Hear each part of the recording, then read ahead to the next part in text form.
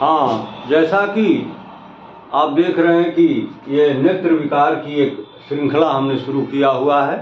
इसमें बहुत सारे आई की प्रॉब्लम्स पर हम चर्चा कर चुके हैं, लेकिन आज का जो टॉपिक है वो है नेत्र विकार, डायबिटिक रेटिनोपैथी। यानी डायबिटीज का अगर पेशेंट है तो उसमें रेटिनोपैथी यानी उसकी जो रेटिना है उसमें पैथोलॉजी डेवलप कर जाए, उसमें कोई एबनॉर्मलिटी हो जाए, कोई डिफॉर्मिटी हो जाए, तो उसके वजह से विजन लॉस के चांसेस बहुत बढ़ जाते हैं। तो इस तरह की प्रॉब्लम होती है ये डायबिटिक रेटिनोपैथी। तो इसके लिए हमें किन किन बिंदुओं पर खास तौर से ध्यान देना होगा। तो ये डायबिटिक रेटिनोपैथी है क्या, इसके कारण क्या हैं, इसका रिस्क फैक्टर क्या है, लक्षण कौन कौन से मिलेंगे और इसको हम मेडिकली कैसे मैनेजमेंट करेंगे, फिर इसके रोकथाम के उपाय कैसे करेंगे। तो इन तमाम बिंदुओं को हम आज चर्चा में लाएंगे। तो आइए सबसे पहले हम देखते हैं कि डायबिटिक रेटिनोपैथी क्या है। जैसा कि इसके नाम से ही मालूम हो जा रहा है कि डायबिटिक व्यक्ति में रेटिनोपैथी की प्रॉब्लम हो जाए, यानी व्यक्ति डायबिटिक है ऑलरेडी और उसके रेटिना में कोई एबनॉर्मलिटी हो गई, तो उसी को हम कहेंगे रेटिनोपैथी। इसके बारे में कहा जाता है कि ये जो तमाम डेवलप्ड जो कंट्रीज हैं ग्लोबल लेवल पर, ऐसा नहीं कि ये सिर्फ इंडिया की प्रॉब्लम है या किसी एक देश विशेष की प्रॉब्लम है, यह एक ग्लोबल प्रॉब्लम है। धरती के हर टुकड़े पर, किसी भी टुकड़े पर, किसी भी देश में इसके पेशेंट आपको मिल जाएंगे।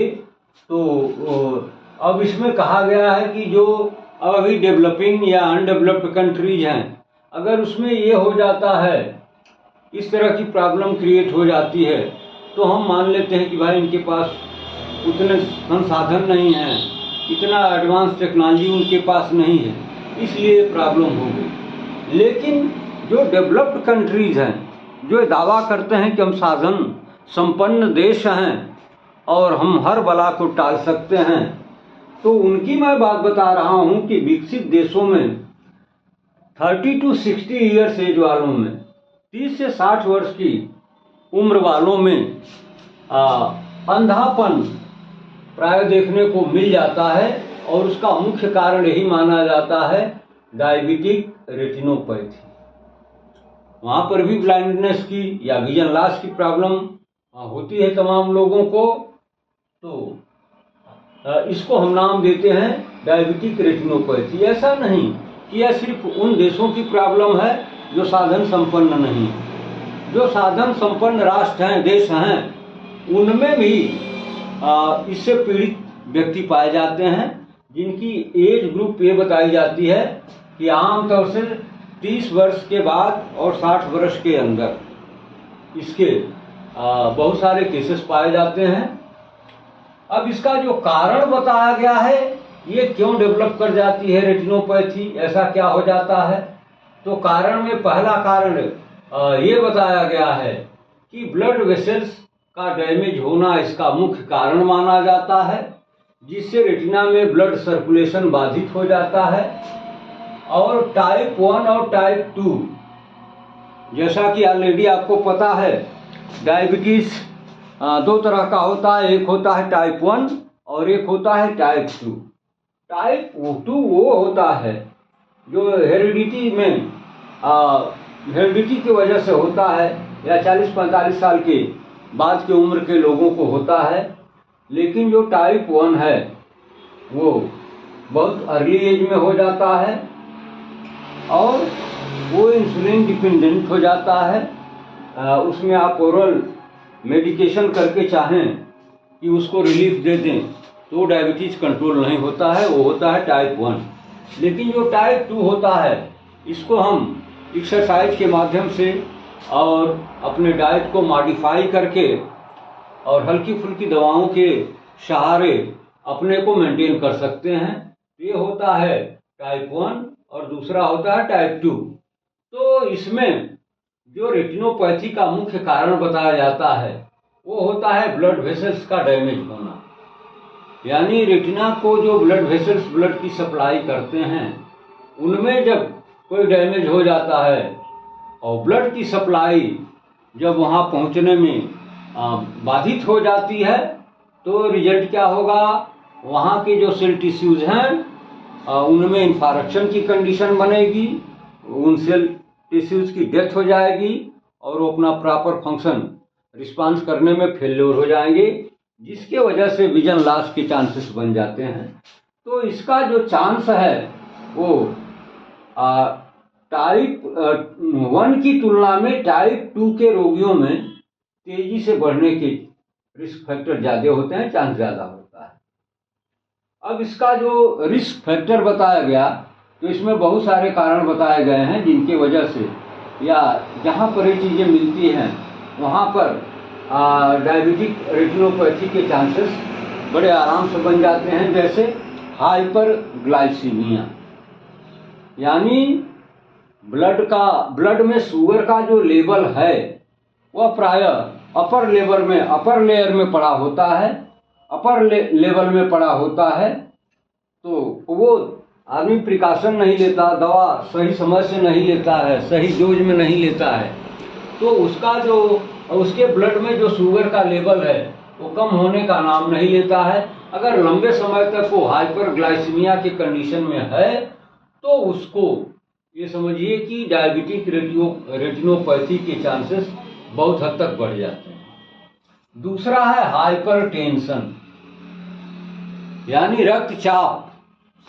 जब ये बीपी हाई ग्रेड में बनी रहती है, कंट्रोल नहीं होती है, या फिर वो पीड़ित व्यक्ति चिकित्सक के परामर्श के अनुसार अपना खान पान नहीं मेंटेन कर पाता है तो उसका बीपी हमेशा रेज लेवल में पाया जाता है।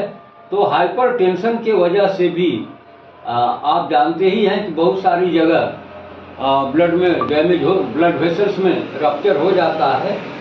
तो इसी तरह से जो रेटिना की ब्लड वेसल्स हैं उनमें भी एक कंडीशन हो सकती है, उनमें भी हाइपरटेंशन की वजह से रप्चरिंग हो सकती है और वही ब्लड वहाँ इकट्ठा हो जाता है। फिर रिजल्ट क्या होता है, रेटिनोपैथी। स्मोकिंग भी इसका एक कारण माना जाता है। बहुत सारे लोग हैं गाहे बगाहे स्मोकिंग कर लिए, चलिए कोई बात नहीं, लेकिन आप डायबिटिक हैं और चेन स्मोकर हैं, एक सिगरेट फेंका नहीं कि दूसरा मुंह में लगा लिया, तो इस तरह के जो एक्सेस स्मोकिंग के आदती डायबिटिक व्यक्ति हैं उनमें रेटिनोपैथी डेवलप करने के चांसेस बहुत अधिक होते हैं, वो हमेशा रिस्क जोन में होते हैं। चौथा जो रिस्क फैक्टर बताया गया वो है प्रेगनेंसी, यानी डायबिटिक हो और प्रेग्नेंट हो तो इस तरह के केस में रेटिनोपैथी के चांसेस बढ़ जाते हैं। फिर अगला जो फैक्टर बताया गया वो है ओरल कंट्रासेप्टिव। तो तमाम महिलाएं जो ओरल कंट्रासेप्टिव्स का यूज करती हैं बर्थ कंट्रोल के लिए, तो इनका लंबे समय तक या अधिक मात्रा में सेवन करने की वजह से भी ये रेटिनोपैथी डेवलप करने लगती है। छठवां जो फैक्टर बताया गया वो है अत्यधिक अल्कोहल सेवन, यानी एक्सेस अमाउंट में अल्कोहल का सेवन करना, यूज करना, और वो व्यक्ति डायबिटिक भी हो तो वो हमेशा रिस्क जोन में होता है। ऐसे व्यक्ति जो डायबिटीज से पीड़ित हैं, जिनका डायबिटीज सामान्य लेवल पर नहीं रह पाता है, हमेशा अपर लेयर में पड़ा होता है, तो ऐसे व्यक्ति में अगर आदत अत्यधिक एक्सेस या लॉन्ग टर्म अल्कोहल यूज करने की हैबिट है तो फिर उसके लिए रेटिनोपैथी के चांसेस बहुत बढ़ जाते हैं। ठीक है, तो ये रहे इसके रिस्क फैक्टर्स। अब इसमें क्या क्या लक्षण दिखेंगे कि आप जान पाएंगे कि वास्तव में सामने वाला जो व्यक्ति है वो रेटिनोपैथी से पीड़ित है, तो इसमें वो पेशेंट आपको बताएगा ब्लड विजन की प्रॉब्लम, यानी झिलमिल झिलमिल दिखना, और क्या बताएगा, विजन लॉस, दृष्टिहीनता बताएगा, और क्या लक्षण आएगा, कटरैक्ट, मोतियाबिंद की प्रॉब्लम हो जाती है, रेटिनल हेमोरेज, रेटिना में ब्लड वेसल में डैमेज हुआ तो ब्लीडिंग होने लगी, हार्ड एंड सॉफ्ट एक्सुडेट, ये स्मॉल येलोइश कलर के ये डिपोजिशन होते हैं किसके, प्रोटीन और लिपिड के। जब यहाँ पर इस तरह के एक्युमुलेशन होते हैं तो उसको कहते हैं हार्ड एक्सुडेट। फिर सॉफ्ट क्या है, जब इस्कीमिया कंडीशन बनती है रेटिना के अंदर, ब्लड वेसल बाधित होते हैं तो सर्कुलेशन, ब्लड वेसल डैमेज होते हैं, ऑब्स्ट्रक्ट होते हैं, तो ब्लड की सप्लाई वहाँ कम हो जाती है। रिजल्ट क्या होता है, इन्फार्क्शन की कंडीशन बनती है, यानी सेल की death due to lack of oxygen.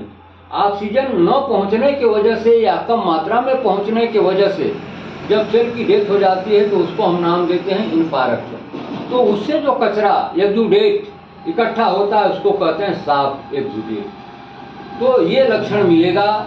और क्या मिलेगा, माइक्रो एन्यूरिज्म, यानी जो स्मॉल पतले पतले ब्लड वेसल्स हैं रेटिना के अंदर, जो रेटिना को ब्लड सप्लाई करते हैं, उनमें एन्यूरिज्म की कंडीशन बन जाए, यानी बैलूनिंग हो जाती है कभी कभी। जैसे ब्लड वेसल है ऐसे बैलूनिंग हो जाती है, इसको कहते हैं एन्यूरिज्म। तो इस तरह की अगर एन्यूरिज्म की कंडीशन, अगर वो व्यक्ति डायबिटिक है तो फिर ये कंडीशन उसको झेलना पड़ सकता है, क्या, माइक्रो एन्यूरिज्म।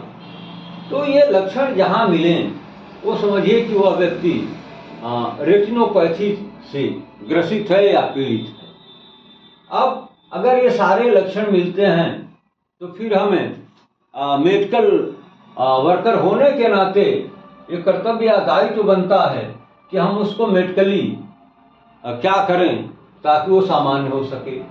तो फिर करना क्या होता है मेडिकल मैनेजमेंट में कि maintenance of normal blood sugar level, जैसा कि आपने रिस्क फैक्टर में देखा कि हाइपरटेंशन में भी काज ऑफ रेटिनोपैथी, ये जो हाइपरटेंशन है ये डायबिटिक में रेटिनोपैथी का सबसे बड़ा फैक्टर माना जाता है।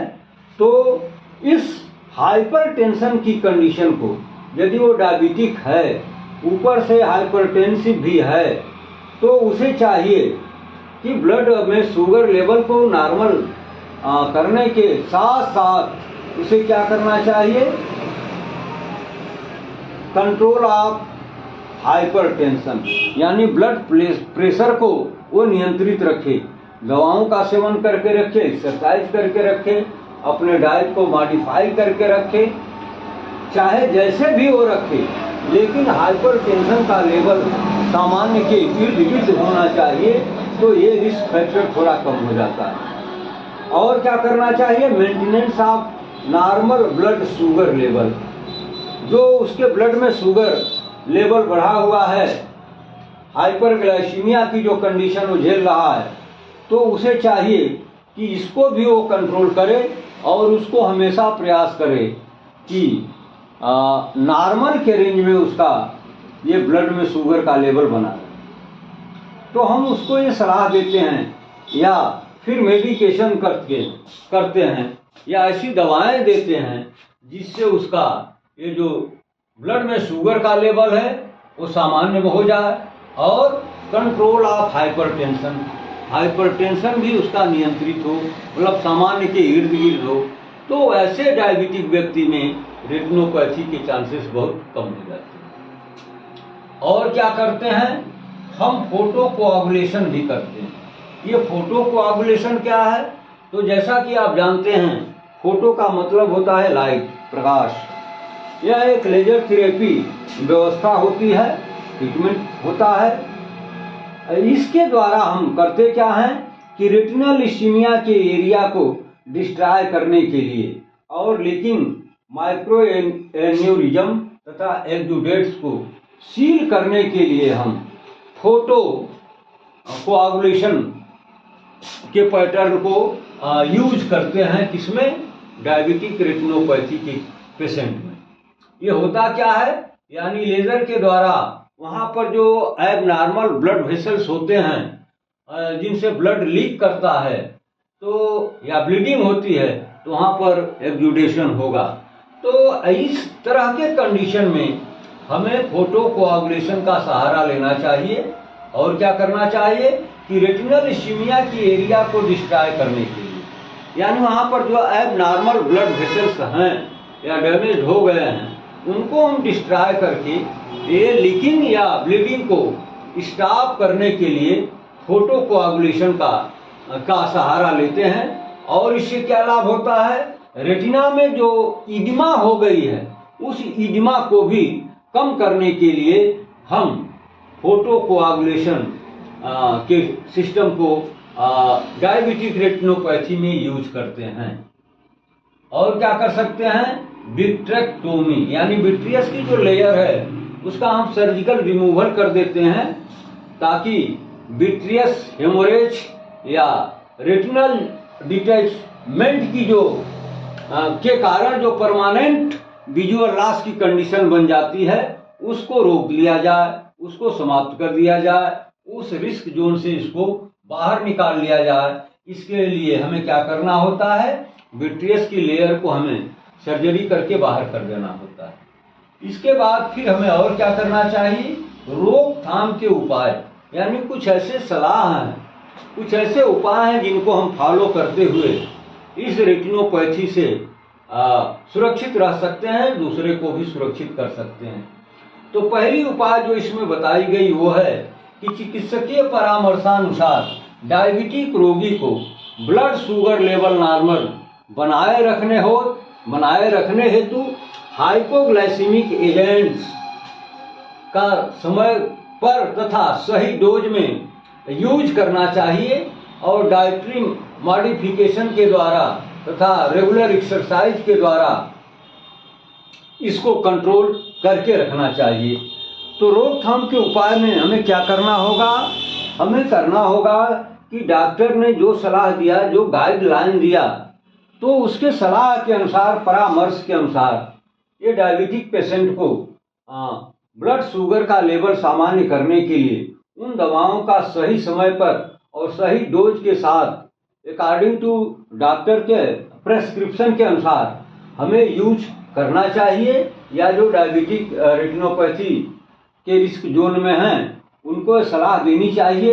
यह एक हेल्थ कार्यकर्ता की जिम्मेदारी बनती है कि ये सही जानकारी अगर पेशेंट को देता है तो वो इस डायबिटिक रेटिनोपैथी से उसको बाहर निकाला जा सकता है, बचा जा सकता है। इसके लिए क्या करना होगा कि डॉक्टर के गाइडलाइन के अनुसार जो दवाएं उसने गाइड किया है, लिख दिया है, उसको हमें जिस समय पर उसने लिया, जिस डोज में लेने के लिए, यूज करने के लिए लिखा या गाइड किया, उसी के अकॉर्डिंग लेना चाहिए।